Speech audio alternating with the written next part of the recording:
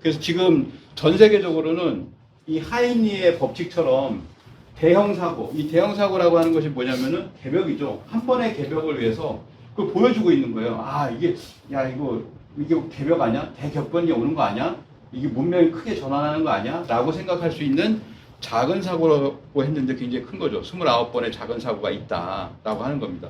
지구가 우리에게 보내는 어떤 메시지, 위험 신호들이 있다라는 거. 이 위험 신호를 간파하지 않으면 그냥 여름이 지나서 또 시원해지잖아요. 그러면은 뭐 여름에 뭐 하와이에서 뭐 1000명이 죽었지 뭐 이런 것들 그냥 다 지나가 버려요. 캐나다에도 지금도 산불이 1000건이 나고 있는데 그 통제 불능이 500건이 된다. 뭐 이렇게 되거든요.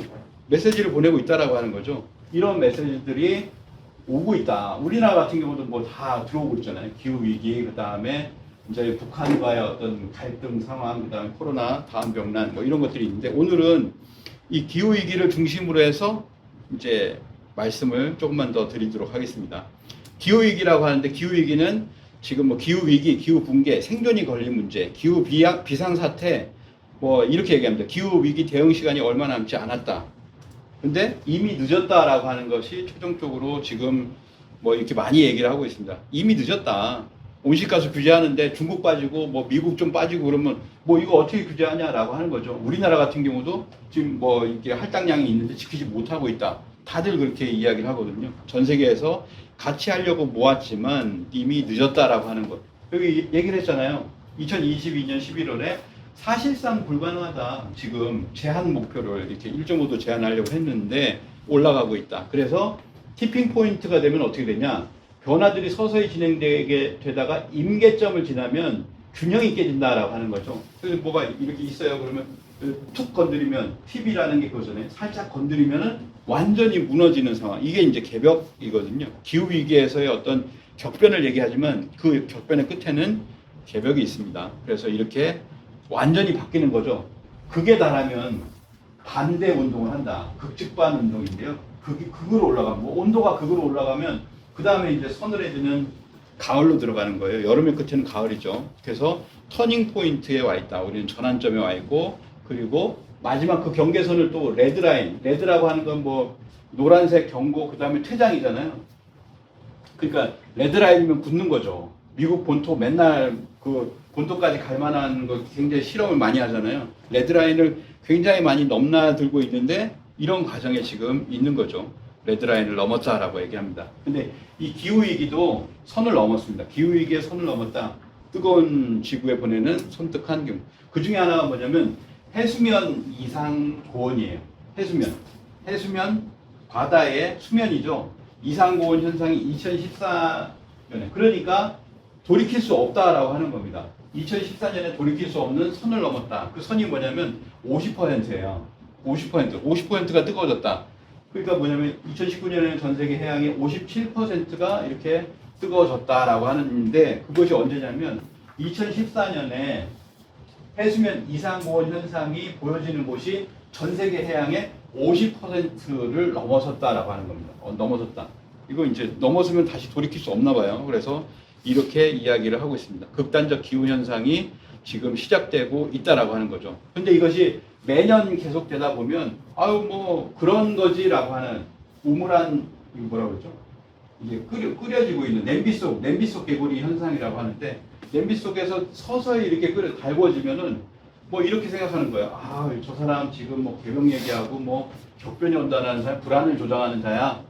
그런데 이건 서서히 익혀지고 있는 거다. 실제로는 그러다가 물이 끓어버린다. 99도에서 100도가 되면 이런 이야기들을 하는 겁니다. 그래서 보면 이렇게 1940년대부터 2021년까지 지구 기온의 변화를 계속해서 이제 보여주고 있는 건데요.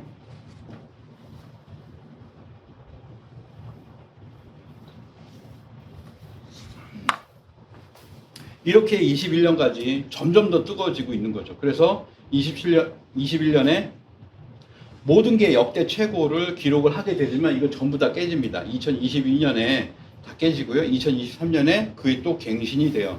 펄펄 끓었죠. 전 유럽이 불탔고 전 세계가 40도 이상의 그런 고온을 경험했던 때가 작년인데 올해는 더 했습니다. 작년에 뭐 1000년 만에 최악의 홍수, 가뭄, 기록적인 폭염 이런 것들이 닥쳤는데 올해 봄과 여름에 어떻게 되냐면은 슈퍼 엘니뇨가 습격을 했죠.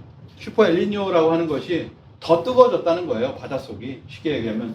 그런데 그것이 어디냐면 동태평양, 태평양이 있는데 동태평양에서 발생한 난류로 적도 부근 태평양의 대규모 고수온 1.5에서 2도 뭐 이렇게 올라가는 그렇게 때문에 해가지고 세계 폭염 현상이 일어났다라고 해서 이제는 뭐냐면 올해는 약 50도까지 올라가는 곳이 굉장히 많아졌다. 이렇게 보시고 4월, 5월, 6월 역사상 다 최고치를 갱신을 해 나갔습니다. 그리고 7월 달이 되면은 17도를 넘어섰다. 그러니까 앞으로 1.5도라고 하는 것이 이제 이렇게 막는 게 한 15도 정도 되는데 전 세계라고 하니까 겨울철하고 다 합쳤을 때 세계 평균 기온이 17도를 넘어버렸다라고 하는 겁니다. 7월 3일은 10만 년 역사상 가장 더운 날로 선정되었다. 그러면서 이제 7월 지나가지고 지금 8월까지 이러면 지구에서 어떻게 살아요? 유럽의 사망자가 한 주에 1만 명. 역사상 이렇게 더운 세상은 처음이다. 불바다 지구촌 열대화 시대. 그러니까 지구촌 뭐 온난화 시대가 아니라 열대화 시대가 되었다. 보일링, 끓고 있는 지구의 어떤 시대가 되었다라고 하는 이야기들을 하고 있습니다. 자, 이렇게 새로운 용어들이 창출이 되고 있고 우리가 지금 알고 있는 것처럼 뭐 하와이 아직도 불씨가 한 10% 남아있다라고 합니다. 캐나다는 지금 5월 말부터 지금까지 타고 있어요. 5월 말부터 지금까지 타고 있습니다. 그것이 전부 다 미국으로 이제 덮여오고 있고 유럽까지 이제 스모그가 이제 넘어간다라고 합니다. 남북극의 얼음이 급격히 녹고 있죠. 50% 감소하고 있고 지구 온도보다 4배 이상의 온도가 올라가고 있습니다. 그리고 남극도 엄청나게 지금 녹고 있죠. 역사상 가장 뜨거운 남극이다. 남극에서 온수가 흐르고 있다. 두 눈을 의심할 여기가 남극 맞아라고 하는 이야기까지 나오고 있다. 그래서 물이 부족해지고 가뭄이 빈번하게 일어나고 해수면이 상승을 하고 있습니다. 여기 보시면 93년에서 지금 이제 30년 지났죠. 이렇게 올라왔다는 거예요. 10cm 이상 해수면이 높아졌다라고 하는 겁니다.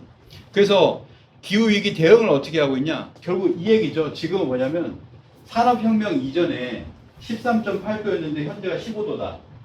그래서 200년 동안에 1.2도 상승했는데 1.5도 상승하면 안 된다.